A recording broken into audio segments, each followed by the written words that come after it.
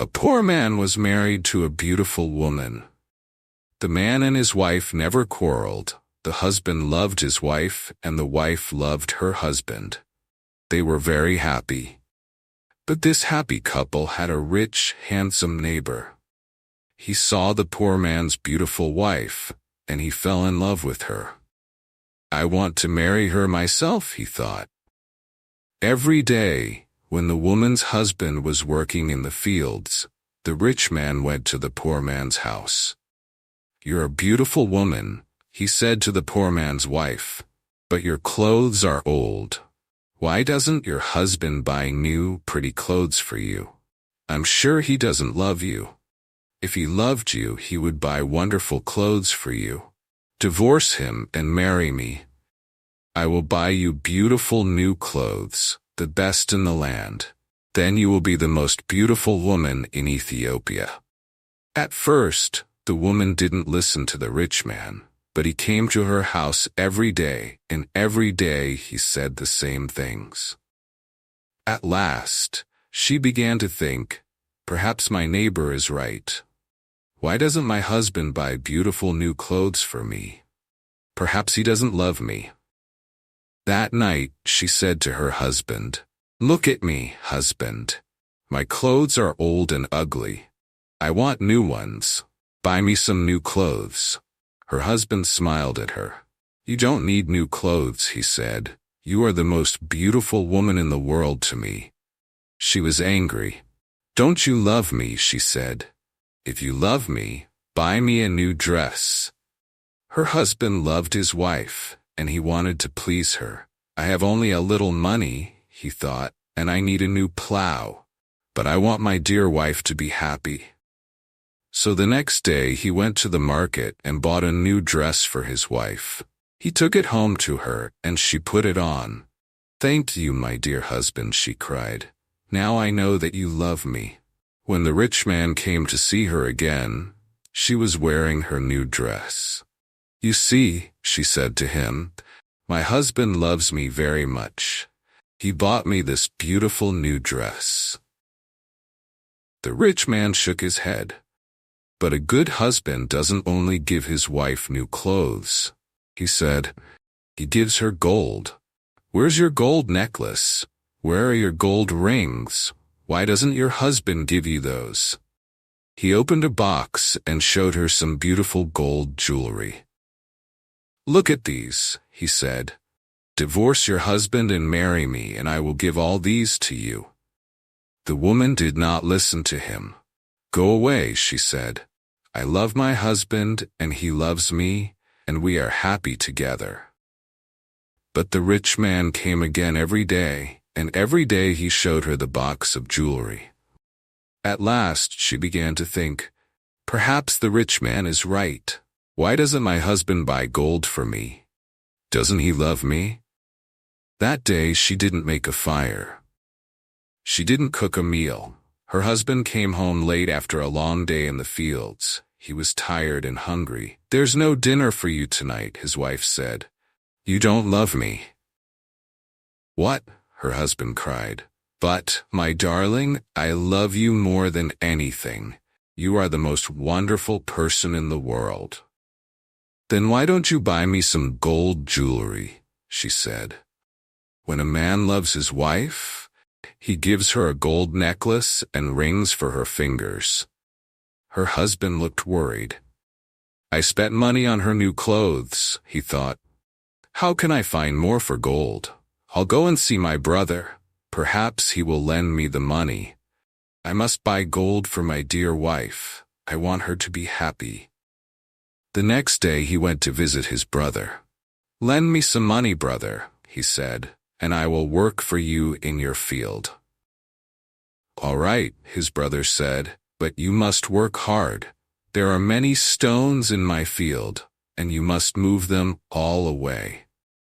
Her husband agreed and took the money. He went to the market and bought some gold jewelry. Then he took it home to his wife. His wife was very happy. She put the necklace around her neck and the rings on her fingers. "Look at me," she said. "Am I not beautiful?" "You're very beautiful," her husband said. "If you're happy, I am happy." She put her arms around his neck. Thank you, my dear husband," she said. "Now I know that you love me." The next day her husband went out very early before the sun rose in the sky. He ran to his brother's field. It was covered with stones. "I must work very hard now," he thought. "I must start early and stop late. I must pay my debt to my brother." His wife was working happily at home. "I'll make a wonderful dinner for my husband tonight," she thought. "He gives me wonderful presents. He works hard for me. I know that he loves me." "Hello," a voice called out. "Are you there?" The woman went outside. Her rich neighbor was there. "Ah, it's you," the woman said. "Listen, neighbor, you were wrong about my husband. Yesterday he bought me this beautiful jewelry. He loves me very much, and I love him. I will not divorce him. I will not marry you." The rich man was worried. Her husband loves her too much, he thought. If I want her, I must be clever. At last he said, "Your husband gave you clothes and jewelry, but I can give you more than that." "What? What do you mean?" the woman cried. "Can your husband make miracles?" the rich man asked. "Miracles? No, of course he can't make miracles," the woman answered. "Only God can make miracles. Men cannot make them." "But I can," the man said, "because I love you. Love can make me miracles. If your husband loves you, he can make miracles for you. If you love me, I will make miracles for you." "Make a miracle for me now," the woman said. "I can't," the rich man answered. "You must promise to love me first. You must leave your husband and come to me. Then I will make wonderful, wonderful miracles for you." The woman said nothing, and the rich man went away. That night, the poor man came home late. He was very tired and hungry. His wife brought water for him, and he washed himself. She brought delicious food for him, and he ate it. "My poor husband," she thought. "He works so hard for me, and he is so tired and hungry. The rich man is foolish. How can my husband make miracles? It's impossible." But the next day, and the day after, and the day after that, the rich man came to her house again. "Did your husband make a miracle for you yesterday?" he asked the woman. "Leave him and love me, and I will make many, many miracles for you every day." At last, the woman began to listen to him. One day, when her husband came home, she was sad.